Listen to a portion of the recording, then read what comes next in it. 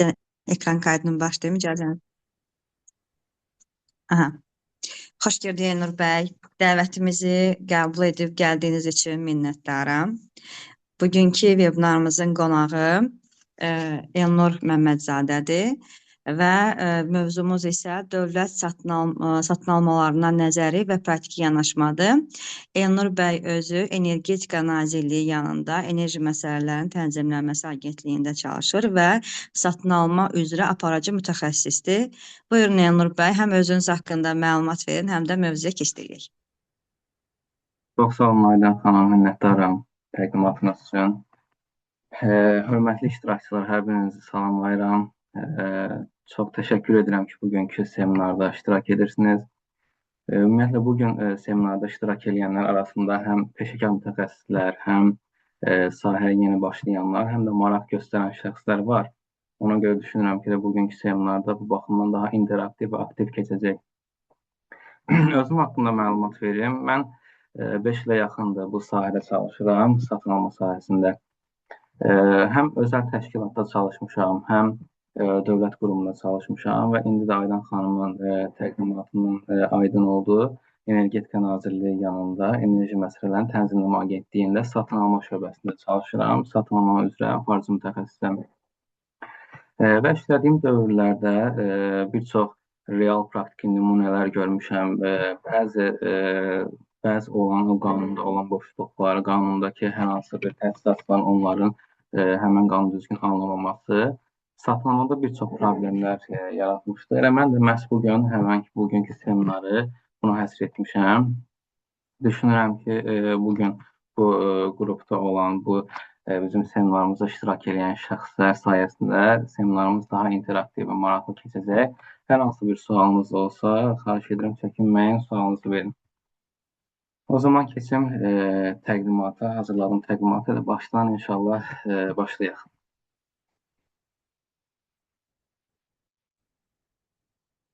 Aydan xanım, Slayd paylaşırsınız. Bəli. Aha, gözləyim dənə.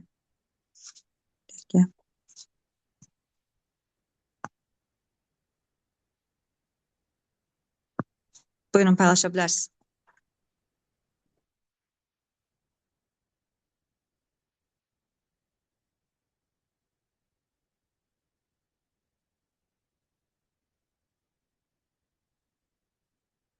Deməli, ən başdan başlayaq. Ümumiyyətlə bilirsiniz, Dövlət Satın Almaları haqqında qanun 2024-cü ilin yanvar ayından birindən qüvvəyə minmişdir. Satın alma nədir? Satın alma təşkilatın öz fəaliyyətlərini təmin etməsi üçün ehtiyac duyduğu malları, işlərin görülməsi və ya xidmətlərin göstərilməsini dövlət satın almaları haqqında qanuna uyğun olaraq planlaşdırılması prosesidir.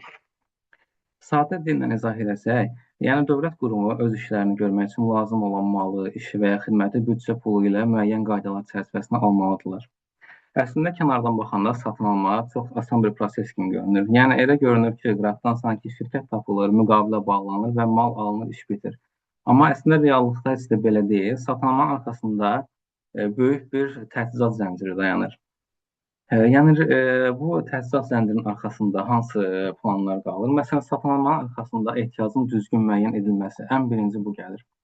Daha sonra bazar araşdırması, büdcənin planlaşdırılması, risklərin qiymətləndirilməsi, uyğun təchizatçının seçilməsi, müqavilə şərtləri və müqaviləyə nəzarət kimi bir-biri ilə əlaqəli bir zəncir dayanır. Bu sistem düzgün qurulmaq ümumiyyətcə həm vaxt, həm pul, həm də reputasiya itirilə bilər. Ona görə Dövlət Satın Almaları haqqında qanun bunu daha düzgün və daha ətraflı tənzimləyir. İkinci hissədə satın almanın əsas prinsipləri hansılardır, onu izah edəcəm. Satın almanın əsas prinsipləri maliyyə vəsaitinin səmərəli və qənaətlə istifadəsidir. Baxın, burada səmərəli və qənaətlə deyir. Niyə deyə soruşa bilərsiniz ki, yəni ancaq qənaətlə də deyə bilərdi.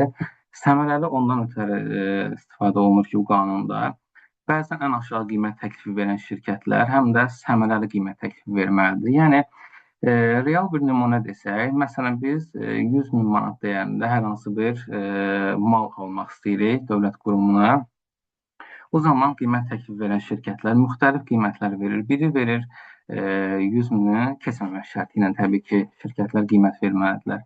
Yəni şirkətin biri verir 90 min, biri verir 95 min və digər şirkət isə gəlir 10 min verir.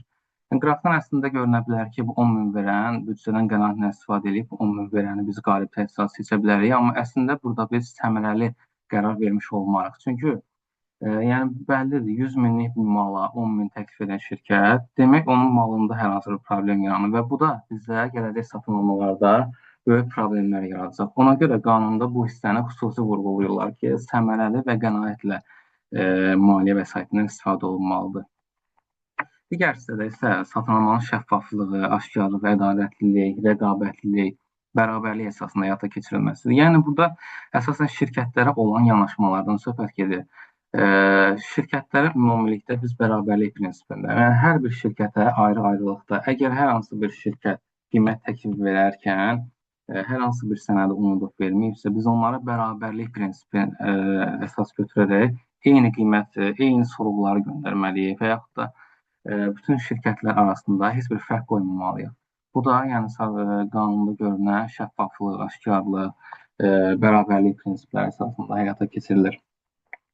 Bəs satın almanın prinsipləri izah etdim. İndi əsas satın almanın predmetləri hansılardır? Satın almanın əsas predmetləri maldır, xidmətdir, işdir. Mallar adından da göründüyü kimi əllə toxuna bilən, satıla bilən hər hansı bir predmet nəzərdə tutulur. Mallar bildiyiniz kimi iki hissəyə ayrılır. Burada maddi və qeyri-maddi əmlak nəzərdə tutulur. Maddi əmlak deyəndə, yəni bizim əllə toxunduğumuz, məsələn, dəftərxana ləvazimatı ola bilər, kondisioner ola bilər, texniki avadanlıqlar ola bilər. Yəni göründüyü kimi bu mal görünür, gözlə görünür. Ona görə bu maddi əmlak. Qeyri-maddi əmlak dedikdə isə biz proqram təminatları, lisenziyalar, gözlə görə bilmədiyimiz əmlak nəzərdə tutulur. Burada əsasən biz əgər mal üzrə satın alma keçirdiksə, əsas nəyə fikir verməliyik? Malın keyfiyyət standartlarına, onun miqdarına, ölçü vahidinə, mal hansı formada çatdırılacaq, hansı formada qablaşdırılacaq, onun daşınma şərtləri necə olmalıdır, təchizatçı satın alan təşkilatın, dövlət qurumu ünvanına mı gətirməlidir, yoxsa dövlət qurumu özü gedib həmən təchizatçıdan mı götürülməlidir? Bunlar açıq-aydın həmən satın almada öz əksini tapmalıdır. Xidmət nədir? Xidmət isə maddi forması olmayan, amma icra edildiyi anda istehlak olunan fəaliyyətdir. Misal üçün, təmizlik xidməti ola bilər, təhlükəsizlik xidməti, IT dəstəyi xidməti ola bilər, təlim və təhsil xidməti ola bilər. Mallarda gördüyünüz əsas nəyə fikir verdik? İndi xidmətlərdə nəyə fikir vermək lazımdır? Xidmətlərdə əsasən xidmətin həcmi və məzmunu düzgün qurulmalıdır. İcra müddəti düzgün qurulmalıdır. Bəzən bəzi satın almalarda olur. Tutaq ki, bir xidmət görülür, amma xidmətin icra müddəti yoxdur. Bu həm dövlət qurumuna böyük bir problemlər yaradır, həm özəl təşkilatlara problemlər yaradır. Ona görə mümkün qədər maksimum orada icra müddəti, keyfiyyət meyarları, icraçının təcrübəsi, reputasiyası nəzərə alınmalıdır. Burada keyfiyyət meyarları dedikdə əlavə xidmət müqaviləsi bağlanan zaman SLA və KPA adında bir razılaşma var. Bilmirəm, bunu bəzi dövlət qurumları öz satın almalarını tətbiq eləyir. Bəziləri ola bilər ki, ilk dəfə eşidirlər. SLA Service Legal Agreement-dir ingiliscə. Bunun açıqlaması SLA kimi bizim dildə tərcümədə xidmət səviyyəsinin razılaşdırılması deməkdir. Burada yəni nəzərdə tutulur? Sifarişçi ilə icraçı arasında müqavilə bağlanır, amma müqavilədə xidmətin necə göstərilməsi bəzən öz əksini tapmaya bilər. Ona görə bu SLA bizim köməyimizə gəlir. Bunun xidmətin hansı keyfiyyətdə, nə qədər müddətdə göstəriləcəyi, daha sonra xidmətə bir meyar qoyulur. Yüksək prioritet ola bilər, orta prioritet və aşağı prioritetlər olur. Biz onu satın alan qurum olaraq özümüz müəyyən edirik ki, tutalım biz web sayta texniki dəstək xidməti alırıqsa, biz icraçıdan tələb etdiyimiz işin müqabilində ondan həm də xidmətin hansı müddətə görüləcəyini tələb etməliyik. Məsələn, biz sorğu göndəririk şirkətə ki, hər hansı bir sistemimizdə problem var, xahiş edirik bu problem aradan qaldırılsın. Şirkət buna bəzən çox gec cavab verir və o zaman biz bu hədləri ona görə müəyyən edirik ki, şirkət bizim sorğumuzda vaxtında və düzgün dəqiq icra edə bilsin. Sonra başqa xidmətlər ola bilər, IT üzrə dəstək xidməti ola bilər, təhlükəsizlik xidməti ola bilər. Yenə eyni qaydadan keyfiyyət meyarından üstünlük verməyimiz tövsiyə olunur. Və üçüncü predmetimiz işlər. İşlər nədir? İşlər konkret nəticə ilə başa çatan, adətən tikinti və ya quraşdırma xarakterli fəaliyyətlərdir. Məsələn, bina və obyekt tikintisi, təmir, yenidən qurma, avadanlıqların quraşdırılması, infrastruktur layihələri, yolların çəkilməsi, körpülərin tikilməsi və s. ola bilər. Bəs işlərdə hansı detallara biz fikir verməliyik? İşlərin əsas xüsusiyyətləri ondan ibarət olmalıdır ki, burada layihələr adətən bir qurum tərəfindən hazırlanır və o dövlət qurumuna təhvil verilir və o zaman biz texniki şərtlərdə, layihə sənədlərində bunun iş qrafikini, mərhələlərini düzgün bölməliyik ki, hansı mərhələdə görüləcək, yəni neçə mərhələdə görüləcək işlər, texniki şərtdə hansı layihələr olacaq, bunlar detallı göstərilməlidir. Satın almanın mərhələləri, burada birinci dövlət qurumu mərhələlərindən sadalayım, daha sonra artıq təşkilatların, özəl təşkilatların da mərhələlərini qeyd etmişəm, onlara da izah verəcəm. Və bir də burada yazılan bütün mərhələlərin tək-tək izahını verəcəm. Ola bilər bəzi bölmələri növbəti slaytda təqdim edəcəm. Birinci başlayaq satın alan təşkilat tərəfindən birinci mərhələsinə. Birinci mərhələ nədir? Struktur bölmələrdən sifarişlər daxil olur və tələb müəyyən olunur. Burada bəzən struktur bölmələr satılan mütəxəssislərin yorurlar. Yəni necə? Növbəti il üçün bizə lazım olan, dövlət qurumundan lazım olan, struktur bölməyə lazım olan malları düzgün izah verə bilmirlər. Məsələn, deyirlər ki, bizə bir notebook lazım olacaq bizim şöbəyə. Tutalım 100 sayda A4 vərəq lazım olacaq və hər hansı və sair nümunələr çəkmək olar. Amma notebookun hansı parametrdə olacaqlarını demirlər. Yəni sadəcə buraxırlar ki, bunu satılan mütəxəssis özü müəyyən eləsin. Bu da bəzi hallarda yanlış ola bilər. Yəni satılan mütəxəssislərin tövsiyəm budur ki, struktur bölmələrdən sifarişlər dəqiq alsınlar. Bu zaman gördüyünüz kimi birinci mərhələdə əgər biz planı düzgün qura bilməsək, satılanma növbəti mərhələlərdə də problemli çıxacaq, problem yaradacaq bizə. İkinci satılma planı hazırlanır. Satılma planı hazırlananda növbəti il üçün artıq satılmamız planı hazırlandı. Struktur bölmələrdən sifarişlər gəldi, onları hazırladıq və bunu satın alan təşkilatın qurumunun rəhbəri imzalayır, təsdiq edir və bunu satın alma mütəxəssisləri yerləşdirirlər satılma portalına.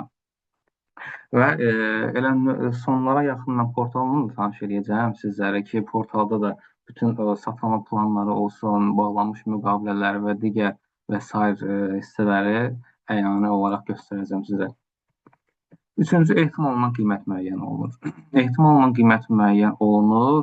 Ehtimal olunan qiymətin də üzərində qalacam növbəti slaytda. Ona görə bunun üzərindən qısa keçirəm.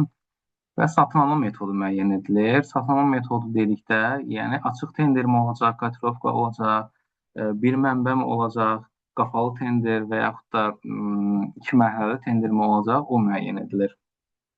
Yəqin ki, satın alma metodları haqqında məlumatınız var. Açıq tender, kotirovka, qapalı tender, bir mənbə. Bunlar adətən bütün satın alma mütəxəssislərinin əsas prioritet bilməli olduğu nüanslardır. Yəni düşünürəm ki, bunu da dinləyicilərdən 90% kəs bilir.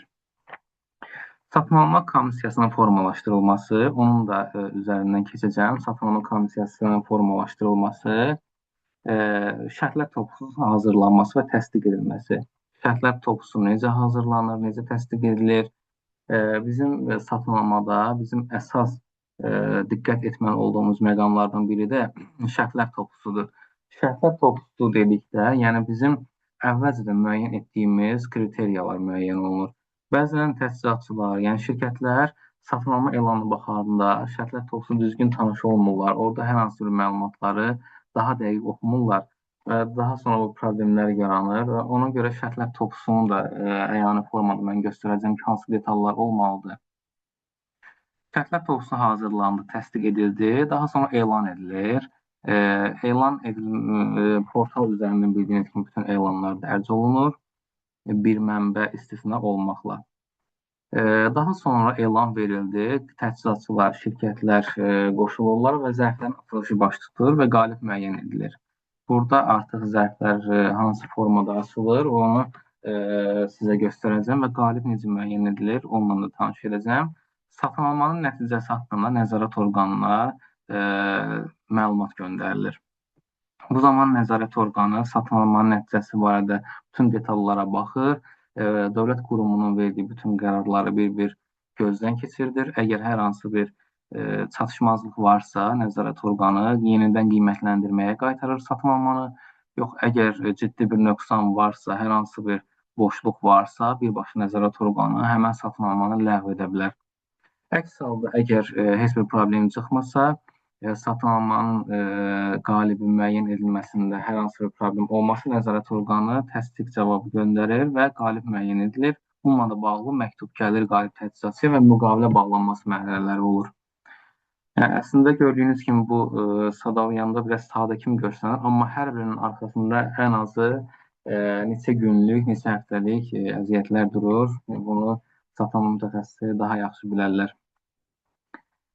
Ehtimal olunan qiymətin hesablanma üsulları. Ehtimal olunan qiymətin bildiyiniz kimi 6 üsulu var. Bu Nazirlər Kabinetinin 501 saylı, bildiyim qədərilə 501 saylı qərarı olmalıdır. 501 saylı qərarına görə müəyyən edilir.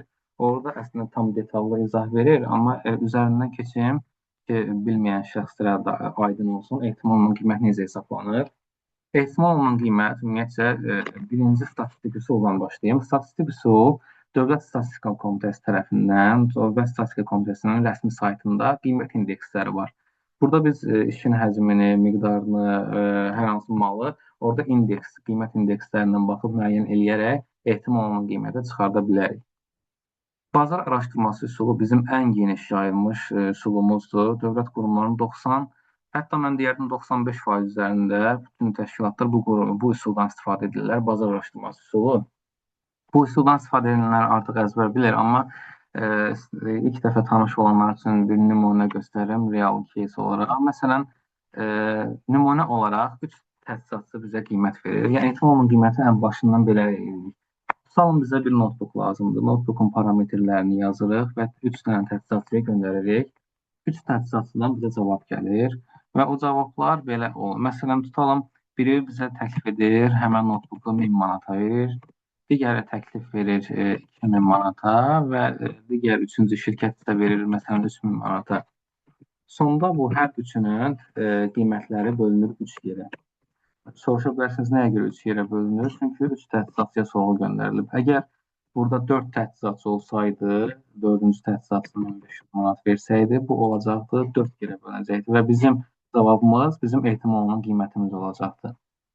Yəni göründüyü kimi çox da çətin deyil, sadə bir prosesdir. Bununla bağlı hər hansı bir sualınız olsa verə bilərsiniz. Daha da ətraflı izah edə bilərəm. Üçüncü açıq informasiya üsuludur. Açıq informasiya üsulu nədir? Açıq informasiya üsulu daha çox bizim rəsmi səhifələrdən götürdüyümüz üsuldur. Misal üçün, qida malları alacaqsa, qida mallarında Bazar Store-un rəsmi səhifəsinə baxa bilərik, bir marketin rəsmi səhifəsinə baxa bilərik və bir neçə mağazanın qiymətlərinə baxıb, ehtimal olunan qiyməti oradan götürə bilərik. Bu da açıq informasiya üsulu sayılır. Analoq üsulu bizim çox az istifadə etdiyimiz üsuldur. Təcrübə üsulu o cümlədən, təcrübə üsulunda keçmiş təcrübələr əsas götürülür, bağlanmış müqavilələrin ehtimal olunan qiymət kimi götürülür. Bu təcrübə üsuludur.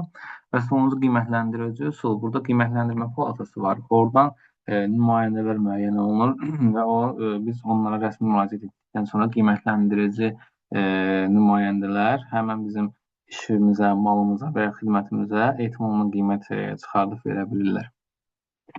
Bəs satın komissiyası kimdir? Satın alma komissiyası ümumiyyətcə ən azı 5 nəfər üzvdən ibarət olmalıdır. Bunu da satın alan təşkilatın rəhbəri özü müəyyən edir. Yəni, bir də satın alan təşkilatın rəhbəri özü heç vaxt satın almanın komissiya üzvü, sədri ola bilməz. Burada qanunun 21.2-ci maddəsinin tələbləri əsasən nəzərə alınmalıdır. Burada qanun 21.2-sində say məhdudiyyəti, yəni say məhdudiyyət deməyim, ən azı 5 nəfər say üzvləri olmalıdır və bir də tək saylardan ibarət olmalıdır satın alma komissiyasının üzvləri 5, 7, 9, 11, 13 və s. Yəni cüt rəqəmli ola bilməz 6, 8, 40. Bu baxımdan satın alma komissiyası, satın alma rəhbəri elə düzgün şəxslərə qərar seçməlidir ki, satın almanın qərarlarını verərkən hər hansı bir nöqsan problem yaşanmasın. Növbəti satın alma mərhələləri təchizatçı tərəfindən və ya dövlət qurumu tərəfindən izah etdim. İndi isə təchizatçı tərəfindən izah etməyə çalışacağam. Satın alma mərhələləri satın almaya başlanılır. Deməli, daxil olunur e-satın alma portalına. İndi mən çıxışın sonlarına yaxın portaldan tanışdıq kimi hər kəsə göstərəcəm ki, həm özəl təşkilatlar, həm dövlət qurumları portaldan necə istifadə etməlidirlər bilirlər, amma yenə də üzərindən keçəcəm bilməyənlər üçün də satın almaya daxil olaraq istifadə haqqı ödənilir və şərtlər toplusu ilə tanış olunur. Burada yəni gördüyün kimi şərtlər toplusuna ilə tanış olmaq üçün yalnız istifadə haqqını ödəməyə bizə kifayət verir ki, biz şərtlər toplusunu əldə edək. İstifadə haqqı artıq inteqrasiya olub portala. Portal ehtimal olunan qiymətin əsasında özü müəyyən edilir. Əvvəl bunu biz özümüz əllə hesablayırdıq. Amma işimiz daha sonra sadələşdi bir qədər. Portal artıq bizim üçün avtomatik bu hissəni hesablayır və təchizatçılar üçün göstərir ki, istifadə haqqı nə qədər olmalıdır. Daha sonra şərtlər toplusu ilə tanış olunduqdan sonra görürlər ki, təchizatçılar əgər bu alınan mallar, görülən işlər bizə uyğundur, biz bu işə girib qiymət təklifi verə biləcəyik, o zaman iştirak haqqı ödənilir və təkliflər təqdim olunur. Yəni göründüyü kimi təklifləri təqdim etmək istəyirsinizsə, birinci iştirak haqqını ödəməlisiniz. Yəni bəzən sual verirlər ki, biz istifadə haqqını ödəyərək təklif təqdim edə bilərikmi? Xeyr. Eyni zamanda həm istifadə haqqı, həm də iştirak haqqını ödəməlisiniz ki, təklifləri təqdim edə biləsiniz. Sonra zərflər açılır, icras protokolu ilə tanış olunur. Burada icras protokolu nömrə 2 birbaşa təchizatçılar tərəfindən görünür ki, şirkətlər hansı qiymətləri veriblər və sonda satın alma mütəxəssisləri, dövlət qurumları yekun protokolu təsdiq edirlər və onun nəzarət orqanı tərəfindən qəbul olunmasını gözləyirlər. Bu müddət bildiyiniz kimi gözləmə müddəti sayılır. 5 iş günü ərzində gözləmə müddəti olur. 5 iş günü ərzində şirkətlər şikayət verə bilərlər və yaxud da hər hansı bir təklifləri varsa onu yaza bilərlər portal vasitəsilə nəzarət orqanına. Əgər bu qərarlar nəzarət orqanı şirkətin yazdığı şikayət əsaslı hesab edirsə, satın almanı ləğv edə bilər, geri qaytara bilər və sarı qərarlar verə bilər. Bu zaman 5 iş günü ərzində əgər aksiya bildirişi gəlirsə, qalib təchizatçıya satın alan orqan, yəni dövlət qurumu müqaviləni göndərir şirkətə və şirkət artıq müqaviləni imzalayır və satın alan təşkilata göndərir. Bir də əgər müqavilədə icra təminatı tələb olunursa, mütləq təmin olunur. İcra təminatı bildiyiniz kimi bank tərəfindən alınır. Müqavilə hər iki tərəf tərəfindən imzalanır və daha sonra verilir şirkətə ki, icra təminatına müraciət etsinlər banka və ən azı 30.000 manat və onun üzərində olan rəqəmlər üçün nəzərdə tutulub icra təminatı. Bir də icra təminatının müddəti nə qədər olmalıdır, onu da deyim. İcra təminatının müddəti müqavilə bağlandığı andan bitən gündən sonra və 30 iş günü əlavə artırılaraq nəzərdə tutulur. Yəni tutaq ki, bizim icra müddətimiz olub 12 ay.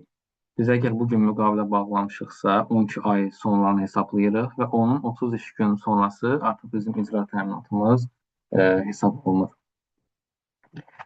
Şərtlər toplusunda, yəni bildiyiniz kimi şirkətlər sənədləri verməlidirlər və o sənədləri verərkən nəyə diqqət etməlidirlər? Orada uyğunluq göstəriciləri var. Uyğunluq göstəriciləri əsasən şərtlər toplusunda müəyyən olunur. Ümumi tələbləri var, xüsusi tələbləri var. Bu özü böyük bir hissədir. Bunun daha çox təchizatçıların səhv etdiyi hissələr bu hissələrdə olur. Ona görə xüsusi dayanacam mən bu hissədə. Əgər sizin də sualınız olsa verə bilərsiniz. Ümumi tələblərdə əsasən nələr tələb olunur? Satın alma müqaviləsini bağlamaq səlahiyyətinin olması. Bu nədir? Bu hüquqi sənədlərdir şirkətlərin.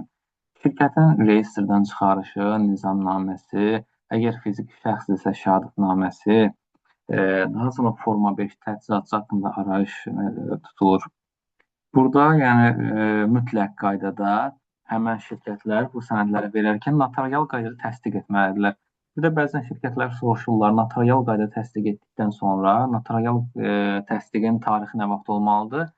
Onu əsasən satın alan təşkilat özü müəyyən edir. Bəzən deyir, tutalım artıq bu ildən başlayıb da satın almalar. Deyə bilər 2026-cı ilin 1-ci rübündən etibarən bütün sənədlər təsdiq olunsun və yaxud da deyə bilər 2025-ci ilin son rübündən nəzərə alınaraq. O zaman burada əsasən fikir vermək lazımdır tarixə. İkinci, əgər lisenziya tələb olunan sahədirsə, lisenziya və icazələr haqqında sənədi olmalıdır mütləq qaydada. Əgər lisenziyaya malik sənəd tələb olunursa, əgər lisenziya tələbi varsa o satın almada və satın almaya 2 nəfər təchizatçı, 3 nəfər təchizatçı daxil olubsa, onların ikisindən lisenziya sənədi var, birinin yoxdursa, artıq satın alma ləğv olmuş hesab olunur. Ona görə mütləq qaydada bütün o tələb olunan sahələrə lisenziya tələbi üzrə sənəd mütləq qaydada verilməlidir. Növbəti sənəd olur müqavilənin icrası zamanı istifadə olunacaq əmlakdan sərbəst və məhdudiyyətsiz istifadə etmək imkanının olması. Bu, əmlak məsələləri üzrə dövlət xidməti tərəfindən verilir ki, həqiqətən onun adına hər hansı bir əmlak aşkar edilib və yaxud da edilməyib, o qeyd olunur. Əgər texniki maşınlar varsa, nəqliyyat vasitələri varsa, Daxili İşlər Nazirliyindən alınan sənədlər nəzərdə tutulur.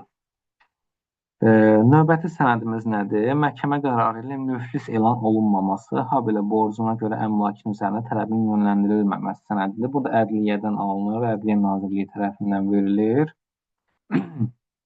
Və növbəti sənəd vergilər və digər icbari ödənişlər üzrə vaxt keçmiş ötəriliklərin olması. Bunu da bildiyiniz kimi Vergilər Nazirliyi tərəfindən verilir və portalda avtomatik göstərilir. Əgər şirkətin vergi borcu varsa, o avtomatik birbaşa qırmızı rəqəm kimi göstərəcək ki, həqiqətən də şirkətin vergi borcu var və artıq siz onu birbaşa kənarlaşdırmalısınız. Çünki vergi borcu olan şirkəti qalib seçə bilməzsiniz. Bunu da nəzərə almaq lazımdır. Digər bir sənəd yenə Ədliyyə Nazirliyindən alınır. Təchizatçı qismində çıxış edən fiziki şəxsin və ya hüquqi şəxsin məhkəmə qaydasında qadağan edilməməsi, bu da Ədliyyə Nazirliyi tərəfindən verilir. Və Daxili İşlər Nazirliyindən alınan məhkumluq arayışıdır ki, təchizatçının rəhbərinin hüquqi və ya fiziki şəxsdirsə, onun Daxili İşlər Nazirliyi tərəfindən verilən məhkumluğun arayışı sənədi qaydasında olmalıdır.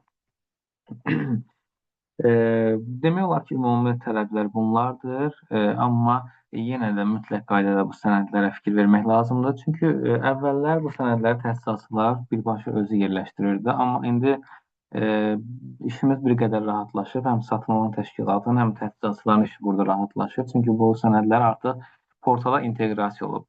Sadəcə bir düymə ilə sorğunun göndərilməsini basmaqla bütün sənədləri əldə edə bilirsiniz. İstər Ədliyyə Nazirliyindən olsun, istər Daxili İşlər Nazirliyindən. Yalnız bir lisenziya sənədi istisna olmaqla artıq hər iki inteqrasiya olmayıb, lisenziyanı özümüz əllə yerləşdiririk. Şirkət nümayəndələri mütləq ki, əllə yerləşdirir. Digər hissədə isə xüsusi tələblər hissəsi. Xüsusi tələblərdə Nazirlər Kabinetinin 494 sayılı qərarı var. Burada xüsusi hissələrə xüsusi vurğulayır. Ona mütləq qaydada baxmanızı tövsiyə edirəm. Amma yenə də mən məlumat vereyim. Burada xüsusi tələblərdə nədir? Satın alma müqaviləsinin icrası üçün müvafiq sahədə peşəkarlıq təcrübəsinin olması. Yəni, həqiqətən də dövlət qurumu bilməlidir ki, əgər bir şirkət kondisioner təmiri ilə bağlı satın almaya daxil olursa, əvvəlki illərdə görək bunun həqiqətən müqaviləsi var, həqiqətən təcrübəsi var. Bəzən elə yəni qeyri-real bir prosedurlar olur ki, qeyri-real şirkətlər daxil olur ki, satın almaya. Məsələn, biz satın alma elan eləmişik kondisioner təmiri ilə bağlı, amma şirkətin biri gəlir, qida malları satan bir şirkətdir, gəlir həmin satın almada iştirak edir. Yəni görünür ki, biraz absurd görünür həm də. Ona görə burada mütləq qaydada xüsusi tərəflərdə qeyd edilib ki, oxşar müqavilələrin olması mütləq ki, lazımdır. Artıq onun da ehtimalının qiymətə görə müəyyən olunur. Neçə minə qədər oxşar müqaviləsi olsun. Bəzən ola bilər yenə kondisioner xidməti ilə bağlı şirkət sənəd verib, amma təəssüf ki, bunun ehtimal olunan qiymətdən aşağı, yəni ehtimal olunan qiymətə uyğun satın alan təşkilat bir summa qoyur, rəqəm qoyur, həmən rəqəmin altında qalır bunun müqaviləsi. O zaman da bu da yenə satın almadan şirkətin kənarlaşdırılmasına səbəb olur. İkinci, maliyyə imkanları və ödəmə qabiliyyətinin olmasıdır ki, burada əsasən maliyyə hesabatı, yəni əsasən daha çox son dövr üzrə götürülür, son il üzrə götürülür ki, 1 yanvar ayının 1-dən dekabrın 31-nə qədər olan dövrü əhatə edən maliyyə hesabatı təqdim etməlidir.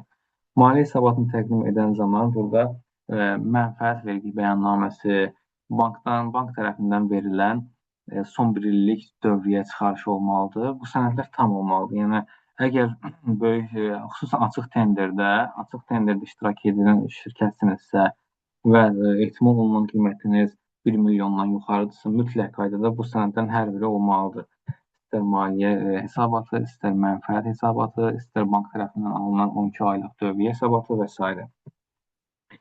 Üçüncü texniki imkanlarının və maddi-texniki bazasının olması ilə bağlı sənəddir. Burada təchizatçının özü tərəfindən hazırlanan bir arayış forma 3 sənədi lazım olunur və Daxili İşlər Nazirliyindən alınan texniki imkanları və maddi-texniki bazasını sübut edən sənədlər olmalıdır. Ki, burada Daxili İşlər Nazirliyi təsdiq edir ki, həqiqətən də şirkətin filan sayda məsələn, KAMAZı var, filan sayda traktora malikdir və s. Bu kimi hallar. Sonra müvafiq tələblərə cavab verən işçi qüvvəsinin olması. Burada əgər satın alan təşkilat tərəfindən xüsusi hissədə qeyd edilibsə ki, nə qədər işçi tələbi var və bu zaman şirkət ona xüsusi riayət etməlidir. Bu təbii ki, mallar üzrə satın almada olmur, çünki mallara artıq ehtiyac deyil ki, işçi qüvvəsinin olması. Burada daha çox xidmət və iş üzrə satın almalarda tələb olunur. Müvafiq tələblərə cavab verən işçi qüvvəsi. Bu forma 4 arayışı hesab olunur, şirkət tərəfindən hazırlanır və onun da alt sənədləri əmək müqaviləsi, portaldan çıxarış, bunların alt sənədləri hesab olunur. Çünki bəzən forma 4 arayışı olur. Forma 4 arayışında göstərilir ki, bu işçimiz bizdə artıq filan ildir çalışır, bu işçi bizdə filan təcrübəyə malikdir, filan sertifikatları var, amma bu o qədər də yəni sübut edici, təsdiq edici sənəd sayılmır. Bunun alt sənədi mütləq qaydada olmalıdır. Alt sənədi onu təsdiq edən portaldan çıxarış və əmək müqaviləsidir. Demək olar ki, xüsusi hissələrlə də bağlı hissələri yekunlaşdırdıq. Şirkətlər daha çox ümumi və xüsusi hissələri əməl eləsələr, yəni buradakı sənədləri düzgün yerləşdirsələr, mənə elə gəlir ki, hər hansı bir problem yaşanmaz satın almanın qalibi olmasında. Təchizatçı kimdir? Təchizatçı daha çox işi təhvil verən və satın alma müqaviləsinin real tərəfi hesab olunur. Təchizatçı dedikdə bizə xidməti təhvil verən, malı təhvil verən, işi təhvil verən hüquqi və fiziki şəxslər nəzərdə tutulur. Təchizatçıların hansı hüquqları var? Onun üzərində bir qədər qalmaq istəyirəm ki, burada satın almada iştirak edən təchizatçılar bəzən öz hüquqlarını bilmirlər. Ona görə istəyərdim ki, bu hüquqları ilə bağlı məsələlərə toxunum. Burada birinci iştirak hüququ var bütün satın almada. Yəni təbii ki, qanunda müəyyən maddələr var ki, o maddələr tam dəqiq əzbər bilmirəm hansı maddəsidir. Ancaq onu mütləq qaydada baxmaq lazımdır ki, hansı qanuna uyğun olaraq satın almada iştirak edən təchizatçılar həmən satın almaya uyğun olmalıdırlar. Yəni, burada iştirak hüququnda hər bir təchizatçıya bərabər yanaşmalıdırlar, ayrı seçkilik qoyulmamalıdır. Burada ona görə iştirak hüququ mütləq qaydada təchizatçının bilməli olduğu hissədir. İkinci, şərtlər toplusu ilə bağlı suallarına məlumat olmaq hüququ var. Burada yəni bildiyiniz kimi müəyyən ziddiyyətli məqamlar olur. Bəzən şirkət nümayəndələri, təchizatçılar öz şərtlər toplusu ilə bağlı sual yaranırsa, bunu bilmirlər və bu halda satın alan təşkilatı öz təkliflərini göndərirlər və sonradan aydın olur ki, əslində şərtlər toplusu tam başa düşməyib şərtlər toplusunu. Ona görə burada əgər hər hansı bir sual yaranarsa, mütləq qaydada şərtlər toplusu ilə bağlı sualları sorğu bölməsi var satın almada. Həmən satın almaya daxil olaraq sorğu bölməsindən satın alan dövlət təşkilatına verməlidirlər. Üçüncü təklifi qanunla müəyyən edilmiş müddətə dəyişmək və geri götürmək hüququ var. Bildiyiniz kimi, burada əgər siz şirkət olaraq qiymət təklifi vermirsinizsə və sonradan görürsünüz ki, Əslində verdiyiniz qiymət biraz aşağı olub və onu dəyişmək istəyirsiniz, geri götürmək istəyirsiniz.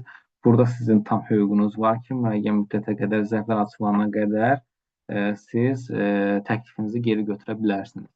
Bunu da şirkətlərin çoxsu bilmir. Bəzən təklif verirlər, daha sonra artıq müqavilə bağlama mərhələsində deyirlər ki, biz müqavilə bağlamaqdan imtina edirik, çünki biz həmən qiymətin bizim real qiymətimizə uyğun gəlmir. Ona görə əgər zərflər açılmayıbsa, satın almadan qabaq mütləq ki, ya ona baxmaq, əgər dəyişmək fikriniz varsa dəyişəsiniz və ya geri götürəsiniz. Sonda satın alma proseduru qanun pozuntusu hesab edilərsə, nəzarət orqanına şikayət etmə hüququ var təchizatçının. Bildiyiniz kimi burada əgər hər hansı bir sizə yanaşmada bir fərqlilik hiss edərsinizsə və yaxud da hər hansı bir əsaslı şikayətiniz olarsa, mütləq qaydada nəzarət orqanına rəsmi şikayət etmə hüququna maliksiniz. Burada da yəni təbii ki, qanunun müəyyən edilmiş müddət ərzində bir də faktlara və sübutlara əsaslanmalıdır, əgər şikayətiniz varsa. Yəni sizin təxmininizə, əgər təxmin edirsinizsə ki, burada hər hansı bir səhv var, əgər bundan əminsinizsə, nəzarət orqanına aydın formada fikrinizi izah edə bilərsiniz. Etibarsız təchizatçılar kimlərdir? Bildiyiniz kimi etibarsız təchizatçılar reyestri var və bütün şirkətlərin demək olar ki, ən çox qorxduğu hissə etibarsız təchizatçılar reyestrindən düşməkdir. Burada da hansı hallarda etibarsız təchizatçılar reyestrindən düşə bilərsiniz, ondan danışmaq istəyirəm. Əgər siz bir satın almaya birdən artıq təklif verərsinizsə və ya hər hansı bir sövdələşmə varsa, hər hansı bir şirkətlə sövdələşməniz olubsa, müqavilənin icrasına boyun qaçırmısınızsa, müqavilənin bağlanmasına imtina vermirsinizsə, bu kimi hallarda siz dövlət qurumu tərəfindən nəzarət orqanına şikayət olunursunuz və nəzarət orqanı əsaslı qəbul etdiyi halda sizi, yəni şirkəti etibarsız təchizatçılar reyestrinə daxil edir. Müqavilənin bağlanması və icrasına nəzarət. Müqavilənin bağlanmasının əsasən biraz ən mühüm məsələlərdən biri elə müqavilə hissəsidir. Müqavilə bağlanarkən oradakı detallara xüsusi fikir vermək lazımdır.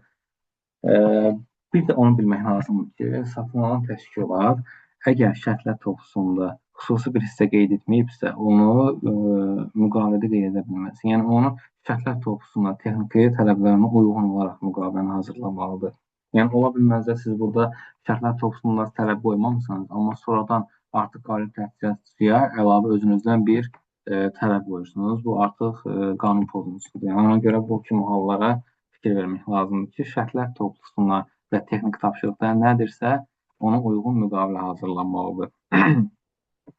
Bildiyiniz kimi müqavilə də yəni standart formalara əsaslanır. Müqavilədə xüsusi şərtlər bölməsi var ki, əsas satın alan təşkilat və özəl təşkilatlar ora xüsusən diqqət etsələr daha yaxşı olar. Burada müqavilədə bir neçə bölmə var. Öhdəliklərin yerinə yetirilməsi nəzarət, maliyyə nəzarəti və s. Öhdəliklərin yerinə yetirilməsi nəzarət dedikdə, müqavilədə nəzərdə tutulmuş müddətdə və keyfiyyətə təqdim edilən mallar, xidmətlər nəzərdə tutulur. Texniki spesifikasiyalara və standartlara uyğunluq qiymətləndirilir. Hər hansı gecikmə və ya keyfiyyət uyğunsuzluğu varsa, onlar barədə mütləq qeydlər aparılır. Maliyyə nəzarəti ilə bağlı ödənişlər yalnız müqavilə şərtlərinə uyğun icrası baş tutmalıdır. Yenə dediyim kimi, şərtlər topluluğunda siz necə yazmısınızsa ödəniş formasını, yenə müqavilə onun üzərindən bağlanmalıdır. Yəni siz əgər şərtlər topluluğuna yazmısınızsa öncədən ödəniş, daha sonra artıq müqavilə bağlayan zaman siz sonradan ödəniş bölməsini dəyişə bilməzsiniz. Mütləq ki, əgər şərtlər topluluğuna öncədən ödəniş edilibsə, qeyd edilibsə, o formada da müqavilədə qalmalıdır. Müqavilə şərtlərinə əməl olunması nəzarət var. Orada nəzarət nədir? Yəni burada əsasən cərimələr və sanksiyaların tətbiqi nəzərdə tutulur. Daha çox praktikada qeyd olunan hissə hüquq şöbələri tərəfindən qeyd edilir. Bu hissə 0,1%, gündəlik 0,1% cərimə tətbiq edə bilərlər. Əgər satın alan təşkilatdırsa ödənişin gecikməsinə görə, əgər şirkətdirsə malın və ya xidmətin gecikdirilməsinə görə, ümumi tələbin isə ümumi qiymətin 10%-dən artıq olmamaq şərti ilə. Bu bildiyiniz kimi mülki məcəllə ilə tənzimlənir. Ona görə burada da o hissələr demək olar ki, artıq standart halını alıb və eyni yazılır. və müqavilənin icrasının sənədləşdirilməsi. Burada əsas nə nəzərdə tutulur? Yəni təhvil təslim haqları, hesabatlar, ödəniş sənədləri, müqavilə bağlanıb, müqavilə üzrə işlər görülüb. Şirkətlər bu səbəb bəzi hallarda təhvil təslim haqlarını verə bilmirlər və bəzən səhv verirlər. Bu da ödənişin gecikməsinə ciddi problemlər yaradır, ödəniş gecikir və narazılıqlar olur. Ona görə müqavilənin arxasında qeyd edilən təhvil təslim aktı var. Onunla da müqavilə bağlanarkən tanış olmaq daha məqsədə uyğun olar ki, daha sonra artıq iş prosesində siz gecikməyə hallarına yol verməyəsiniz. Portalla tanışdıq. Mən bunu sizlərə birazdan portalla tanış edəcəm. Təşkilatçılar üçün tövsiyələrim nələrdir? Sənədləşməni ümumiyyətlə əvvəldən hazır saxlayın. Əgər imkan varsa, hər ay yeniləyin. Çünki bəzən olur, ödəniş portalında problemlər yaranır və yaxud da Nazirliyin portalında problemlər yaranır. Bu da sizin satın almadan kənarlaşdırılmanıza səbəb ola bilər. Bu baxımdan mütləq ki, sənədləşməni əvvəlcədən hazır saxlayın və imkan varsa hər ay mütləq yeniləyin. İkinci, elektron satın alma portalına yaxşı formada yiyələnin. Bəzən xırda diqqətsizlik satın almanı sizə uzdura bilər. Elə bir nümunəni mən öz təcrübəmdən bölüşmək istəyirəm sizlərlə. Deməli, bir satın alma elan olunub və təklif edən şirkət qalib şirkət kimi, artıq potensial şirkət kimi görürük onu və ən aşağı qiymət təklifini verir. Və sənədlərdə qaydasındadır, yalnız bir sənəd yerləşdirməyə sənədlərin içərisində və biz bununla bağlı sorğu göndərmişik qalib təchizatçısı görəcəyimiz şirkətə ki, həmən sənədə xahiş olunur, qanunun 23.11-ci maddəsinə əsasən 3 iş gün ərzində bərpa edərək yenidən bizə təqdim edin. Yenidən yox, daha doğrusu təqdim edin. Çünki onu təqdim etməyiblər. Və şirkət elektron portalı yaxşı bilmədiyinə görə xəbəri olmayıb. 3 iş günü artıq tamam olub və cavab olmadığına görə satın alan təşkilatı, yəni biz həmən təchizatçını satın almadan kənarlaşdırılmışıq. Halbuki birinci yerə çıxan təchizatçı ola bilər. Birinci yerə çıxmışdı qiymətdə və sənədlərin uyğunluğunda. Yalnız bir sənəd vermədiyinə görə və o sənədə sorğumuza vaxtında cavab vermədiyinə görə qanun 23.11-ci maddəsinə əsas tutub orada bilirsiniz də 3 iş gün ərzində sorğuya cavab verməli. Cavab vermədiyinə görə artıq satın almadan kənarlaşdırılmışdı. Ona görə mütləq qeyd edirəm ki, satın alma mütəxəssisləri satın alma portalına yaxşı formada yiyələnsələr, mənə elə gəlir problem olmaz. Üçüncü, texniki tapşırıq və şərtlər toplusudur ki, onu diqqətlə oxumaq lazımdır. Dediyim kimi, elə problemlər ola bilər ki, texniki tapşırıqda siz onu gözdən qaçırmısınız, amma bu satılma prosesində müqavilə bağlanıb artıq və satın alan təşkilatı bunu sizdən tələb etdiniz. Çünki siz ona o hissəni bəlkə də fikir verməmisiniz, diqqətsiz yanaşmısınız. Ona görə bu kimi hallarda yenə biraz problemlər yaranır. Buna görə mütləq ki, aydada texniki tapşırıq və şərtlər toplusunu diqqətlə oxumaq lazımdır. Qiymət təklifi verərkən real və əsaslandırılmış qiymət verin. Dediyim kimi, yəni əgər biz satın alma keçirmişik, ehtimal olunan qiymətimiz 100.000 manatdır və siz 100.000 manatlıq satın almaya gəlib 10.000 manat versəniz qeyri-real olacaq. Yəni mənə elə gəlir ki, elə birbaşa kənarlaşdıra da bilərlər sizə satın alan təşkilatda. Bununla bağlı sorğu da verə bilərlər ki, xahiş olunur, yəni 20%-dən aşağı verdiyinizə görə əsaslandırın, maliyyə əsaslandırması eləyin ki, nəyə görə aşağı vermisiniz.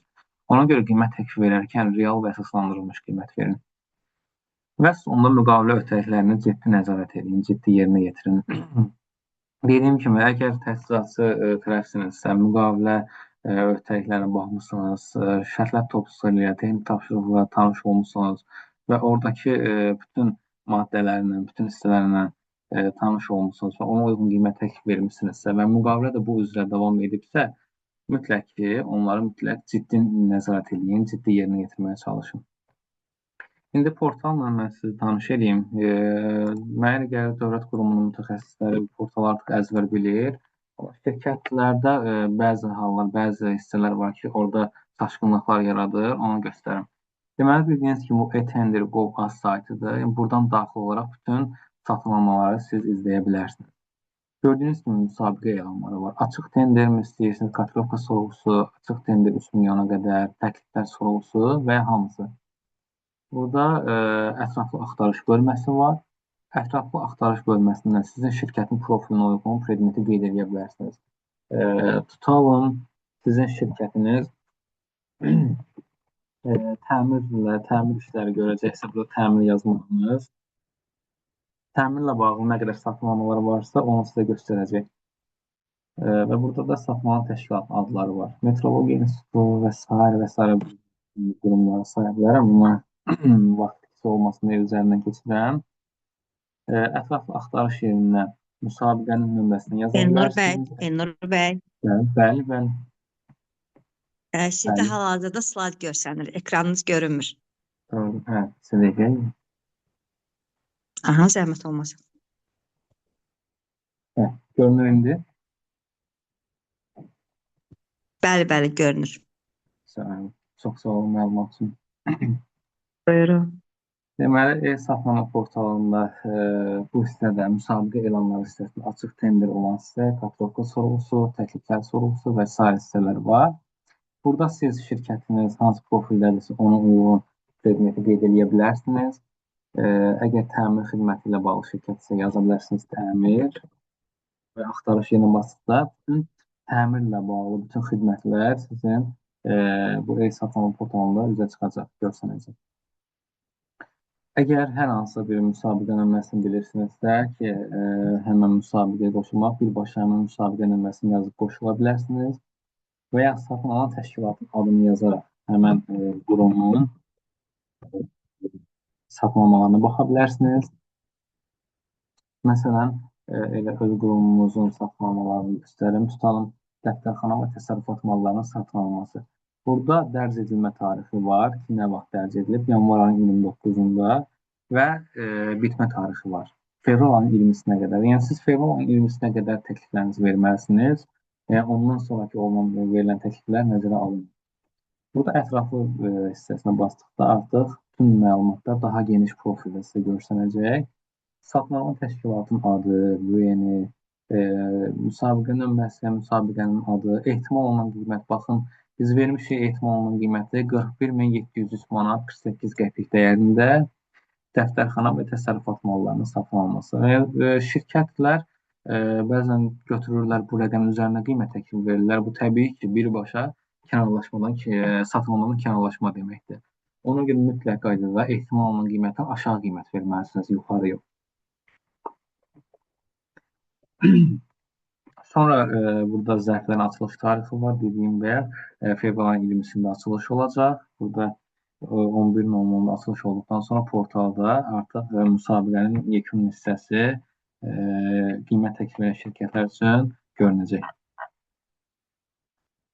Daha sonra var burada əsas bölmələrdə satın alma planları. Hansı ki, bayaq birinci başlayanda mən demişdim, satın alma planları istənilən dövlət qurumunun bu il ərzində, 2026-cı il ərzində hansı işləri görəcək, hansı mallar alacaqsa, orada satın alma hissəsindən görə bilərsiniz. Məsələn, ətraflı yerinə basdıqda burada müxtəlif satın almalar görürsünüz. Yəni, 11 dənə satın alması var və hansı aylarda elan olunacaq, onları görsənir. Satın alma metodu müəyyən edilib, göründüyü kimi onlar yazılıb. Metodları kataloqka sorğusudurmu, açıq tenderdirmi və s. Və burada çatdırılma ünvanları qeyd edilib ki, çatdırılma müddəti hansı tarixdə olacaq və ünvanlar hara olacaq. Satın alma planı ilə bağlı mənə gəlir göstərdim əsas hissələri və bağlanmış müqavilələr bölməsi var. Bağlanmış müqavilələrdə siz şirkətin və dövlət qurumunun bütün müqavilələrinə baxa bilərsiniz.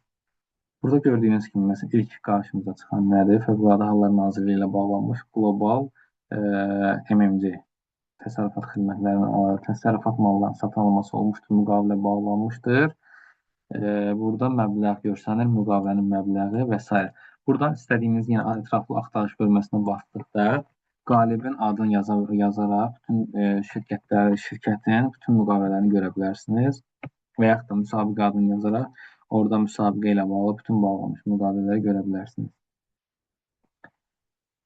Sonra bildiriş bölməsi var. Bildiriş bölməsi nədir? Bildiriş bölməsi burada bütün satın alan təşkilatının bildirişləri öz əksini tapır. Yəni, əgər dövlət qurumu şirkətlə müqavilə bağlayıbsa, burada mütləq qaydada bildirişdə yazmalıdır ki, filan tarixli müqavilə bağlanmışdır və yaxud da əgər gözləmə müddətinə başlayıbsa satın alma ilə bağlı mütləq qaydada o qeyd olunmalıdır bildiriş mətnində. Əlaqələndirici şəxs nömrəsi və digər əlaqə vasitələri qeyd olunmalıdır mütləq qaydada. Daha sonra portalın tarixçəsi ilə bağlı ümumi məlumatlar, əgər maraqlıdırsa oxuya bilərsiniz. Portalın əsasnaməsi, burada ümumi müddəalar, prinsipləri, operatorun funksiyaları və s. görə bilərsiniz. Qanunvericilik bölməsinə daxil olaraq qanunlar, fərman və sərəncamlar, Nazirlər Kabinetinin qərarları, dövlət qeydiyyatına alınmış digər normativ hüquqi aktlarla tanış ola bilərsiniz. Dövlət qeydiyyatına alınmış digər normativ hüquqi aktlarda xüsusən onu vurğulayım ki, bəzən nəzarət orqanının yenilənmiş versiyaları, yenilənmiş şərtlər toplusunun müqavilələri birbaşa elə bu bölməyə yerləşdirirlər. Dövlət qeydiyyatına alınmış digər normativ hüquqi aktları. Buradan daxil olaraq ən son yenilənmiş versiyaları siz görə bilərsiniz. Məlumat mərkəzində nələr var? Maarifləndirmə, xəbərlər, hesabat, tez-tez verilən suallar və şirkətlərin ən çox ehtiyat etdiyi hissə etibarsız təchizatçılar hissəsidir. Heç bir şirkətə arzulamıram ki, bu etibarsız təchizatçılar reyestrində adı olsun. Düşünürəm ki, o təchizatçı üçün bir qədər mənfi haldır. Çünki yəni, adınız bura düşürsə, ən azı bir il siz satın almalarda iştirak edə bilməzsiniz. Ona görə mütləq qaydada dediyim nüanslara mütləq fikir verin. Burada tutaq görürsünüz etibarsız təchizatçılar Dasta Group MMC var, böyüyəni var, dərc olunma tarixi var ki, fevral ayının 6-da, yəni 5-ci gün səhv etmirəmsə, artıq etibarsız təchizatçılar reyestrinə düşüb.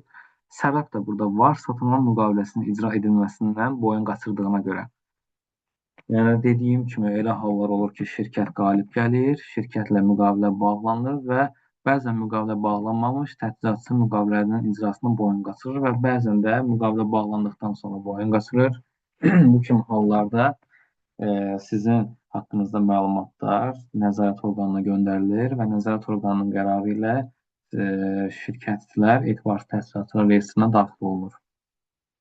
Və sonda əlaqə bölməsi var. Burada nəzarət orqanının əlaqə nömrəsi var ki, bu bölməyə nömrə ilə daxil nömrələri var. Yığıb əlaqə saxlaya bilərsiniz. Texniki məsələlərə dair sualınız varsa, portalda hər hansı bir gecikmələr, hər hansı bir problemlər yaşayırsınızsa, bu bölməyə zəng edə bilərsiniz. Ünvanı Üzeyir Hacıbəyev küçəsində qeyd edilib. E-mail ünvanı və web saytı Etender.gov.az saytıdır. Onu görürsünüz. Portalla bağlı demək olar ki, əsas hissələri göstərdim. Şirkət tərəfindən daxil olduqda və yaxud da dövlət qurumu tərəfindən daxil olduqda burada digər üsullardan birini, əgər asan imza ilə daxil olursunuzsa, o SIMA imzadırsa, o SIMA token və s. ilə daxil olma vasitələri göstərilir. Portalla bağlı demək olar ki, hər bir şeyi sizin nəzərinizə çatdırdım. Yəni, əgər yenə portalla bağlı sualınız olsa, buyruq verə bilərsiniz. Demək olar ki, seminarı yekunlaşdırdım və sonunda demək istərdim ki, dövlət satın alması sadəcə qaydalar məzmunlusu deyil, həm də ictimai etibarın idarə edilməsidir.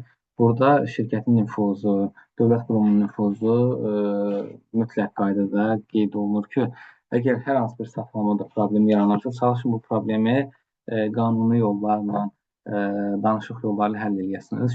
Və sonuncu şəffaflıq olduqda etibar yaranır, etibar olduqda sistem işləyir. Bugün verdiyimiz qərarlar sabah cəmiyyətin və müəssisənin keyfiyyətinə çevrilir. Ona görə düzgün satın alma hər kəs üçün qazancdır. İstər dövlət qurumlarının satın almasına məsləhətim, istər şirkət tərəfindən olan məsləhətim, düzgün satın alma üçün düzgün başlamaq lazımdır. Bu qədər. Diqqətiniz üçün də təşəkkür edirəm. Mənim deyəcəklərim bu qədərdir. Hər hansı bir sualınız, rəy və təklifiniz varmı? Növbəti seminarlarımız olduqda hansı mövzulara toxunmağımı istəyirsiniz? Onunla da bağlı suallarınızı gözləyərəm. Chat bölməsini oxuya bilirsiniz Elnur bəy? Hə, sizə baxım deyim. Orada bir neçə suallar var.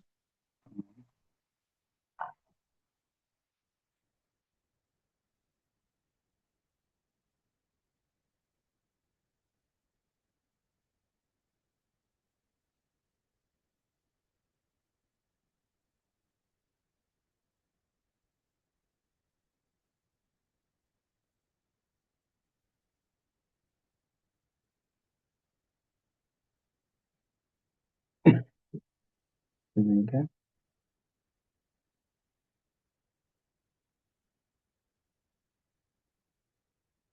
Burada hər bir nəfər yazıb, deməli, 37 maddəsini istəmişdi. Zəhmət olmasa Nəcibə xanım yazıb ki, zəhmət olmasa qanunun 37-ci maddəsinin bəndini izah edərsiniz. 37-ci maddədə deməli minnətdən açım, həm də bunu praktik izah edeyim. Deməli, nəzərə istədə qeyd olunur ki, satılma komissiyası kağız daşıyıcıları təqdim olunan təklifləri qiymətləndirərkən aşkar olan hesab səhvlərini düzəldir. Bu zaman təchizatçıya bununla bağlı dərhal bildiriş göndərilir. Deməli, bildiyiniz kimi bu nədir? Burada əgər şirkət olan təchizatçı tərəf rəqəmdə hər hansı bir səhv edibsə, bunu satılma komissiyası sorğu olaraq qarşı tərəfə göndərir ki, bu səhvləri düzəldib yenidən göndərəsiniz. Əgər orada səhvi aşkar edirlərsə, əgər həqiqətən də burada səhv varsa. Yox, bununla bağlı əgər təchizatçının düşünürsə ki, səhvi yoxdur, düzgün hesablanıbdır, bu zaman artıq onunla bağlı sorğu bölməsinə xüsusi qeyd edilə bilər. Müəllim, olar bir şey soruşum. Buyurun. Mənə qaranlıq qalan bilirsiniz nədir orada? Deyir ki, burada ümumi qiymətdə düzəliş edilir. Əgər açılış oldusa, qiymət məsələn verib 50 min. Bu 50 minin qarşılığında da buna təminat verməlidir. Bəs mən ümumi qiymətə düzəliş eləyirəmsə, bəs onun təminatı necə olur? Əgər sizin texniki səhviniz varsa 50 məbləğdə, o zaman banka yenidən müraciət edirsiniz ki, onunla bağlı səhvinizi düzəlsin. Yox, əgər səhviniz olmadığını düşünürsünüzsə, yenə bu barədə portalda mütləq ki, satılan təşkilat, dövlət qurumuna məlumat verirsiniz. Yəni bu digər təchizatçılara haqsızlıq sayılmır? Yox, çünki əgər burada düşünürsünüzsə ki, sizdə səhv yoxdur, dediyim kimi, əgər səhv varsa, bu səhv düzədilir və banka yenidən müraciət edilir. Yox, əgər səhv yoxdursa, bu halda mütləq ki, məlumat verilir ki, mənim səhvim yoxdur. Bunun üçün satın alan təşkilat gözləyir, bu düzəlişi düzəltsin, banka müraciət eləsin, cavab alsın. Necə? Sonuncu sualı eşitmədim. Yəni bunun üçün satın alan təşkilat gözləyir, o səhvini düzəltsin, banka müraciət edib sənəd alıb gətirsin. Bunlar hamısını gözləyir. Bildiyim qədərindən sorğunun 23.11 və 33.2 maddəsinə görə sorğu göndərir. Bu zaman 23.11 maddəsinə görə sorğu göndərirsə, bu 3 iş gün ərzində mütləq ki, şirkət səhvini düzəltməlidir. Yox, 23.10 maddəsi və 33.2 maddəsinə görə sorğu göndərirsə, 5 iş gün ərzində mütləq səhvi düzəltməlidir. Yox, əgər 5 iş günün müddətini keçirsə, tamam olursa, şirkət yəni artıq o verdiyi cavab artıq sayılmayacaq. Bu müddət mütləq ki, nəzərdə tutulmalıdır.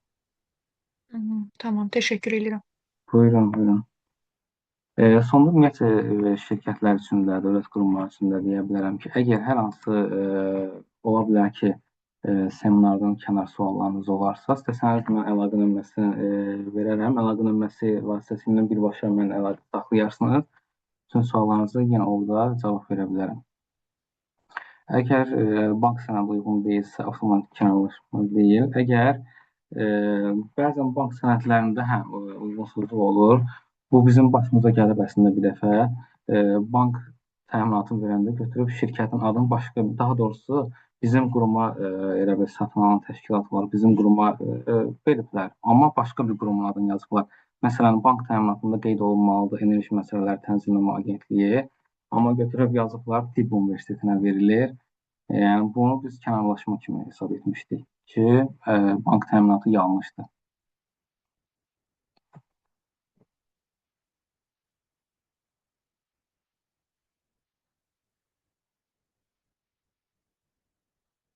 Bu qədər. Yenə Yuxarıda sual var idi. Deməli, burada yazmışlar, zəhmət olmasa qanunun 33.7-ci bəndini izah edə bilərsiniz. Elə onu izah elədim və 33.7 həmən o rəqəmlə. Üzr istəyirəm, evet. Bir də şirkət qurmaq üçün yaş məhdudiyyəti varmı sual verilib.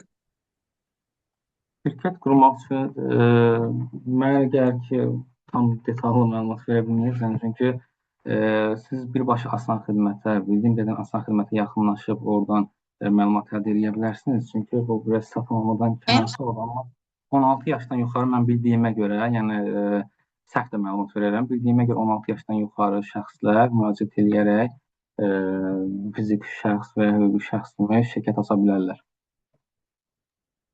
Bir də sual var burada. Müəllim, paylaşmaya icazə verirsiniz LinkedIn-də.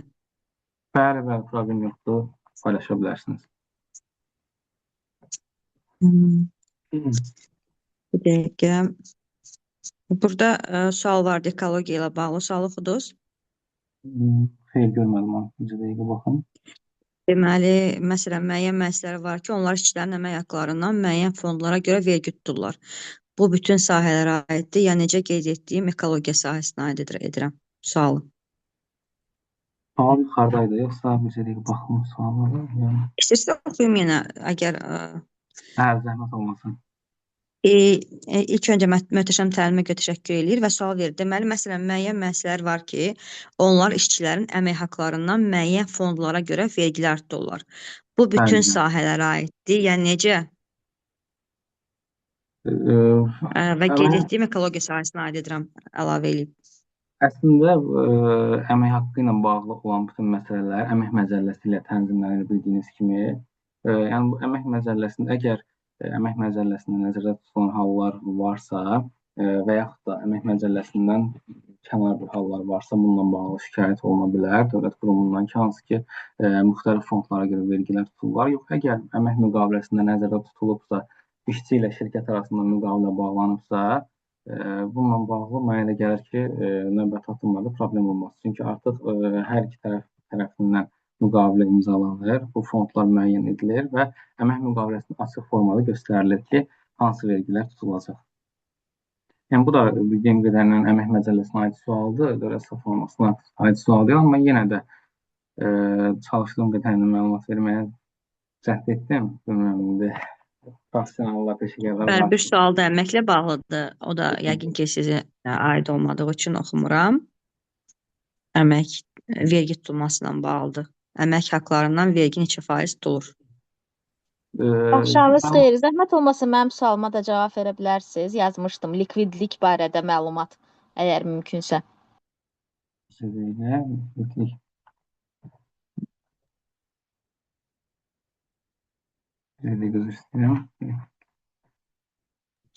Elə xanım səsi açıq sualını verə bilər.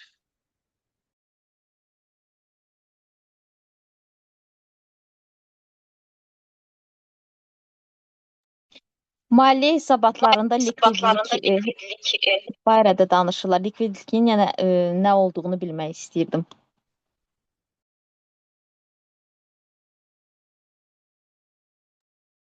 Elnur müəllim, səsiniz bağlıdır.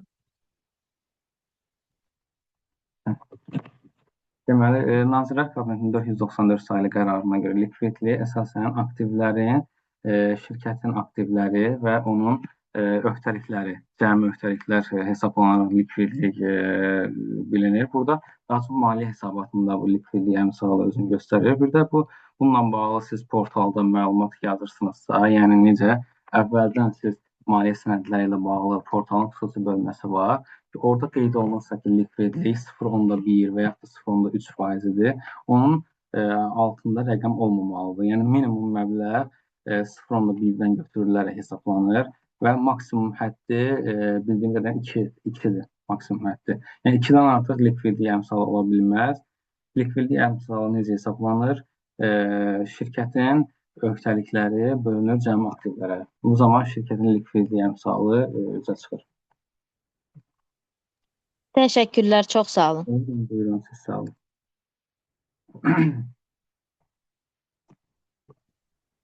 Elnur bəy, məncə suallar bitdi. Siz əlaqə nömrənizi istəyirsiniz chat bölməsinə yaza bilirsinizsə yazın. Zəhmət olmazsa, kimlər sizlə əlaqə saxlaması saxlaya bilsinlər deyə.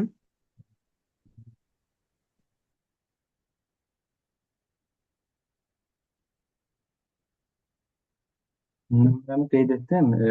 Sizdən əgər hər hansı bir çətinliyiniz olarsa, istər şirkət, istər dövlət qurumu tərəfindən bildiyim qədərilə bütün suallara cavab verməyə çalışıram. Əgər hər hansısa bir sualı bilməsəm, yenə də aydınlaşdırıb nəzarət orqanından və belə birbaşa nəzarət orqanını dəqiqləşdirib sizə bütün məlumatı verə bilərəm. Ona görə bütün suallarla bağlı narahat olmayın. Hər bir sualı verə bilərsiniz. Çox sağ olun, minnətdaram möhtəşəm webinara görə. Vaxtınızı ayırdınız, dəyərli vaxtınızı ayırıb gəlib bizə webinar keçdiniz. Qatılan hər kəsə təşəkkür eləyirəm. Bizi aydınlatdığınız üçün, dəyərli vaxtınızı ayırdığınız üçün bir daha təşəkkürlər. Növbəti təlimlərdə görüşmək diləyilə. Sizin də əlavə sözünüz varsa, buyurun. Xeyr, sizə təşəkkür edirəm. Çox sağ olun. Belə bir layihə irəli sürmüsünüz. Faydalanmaq istəyən bir çox insanların köməyinə çatırsınız. Ona görə sizə xüsusi təşəkkür edirəm sizə və Bünyat müəllimə. Və hər bir iştirakçıya da xüsusi təşəkkürlərimi bildirirəm. Dediyim kimi də hər hansı bir sualınız, çətinliyiniz olsa mütləq mənə əlaqə saxlaya bilərsiniz. Sağ olun, var olun. Minnətdarıq, sağ olun. Hər kəsin gecəsi xeyir. Sağ olun. Sağ olun.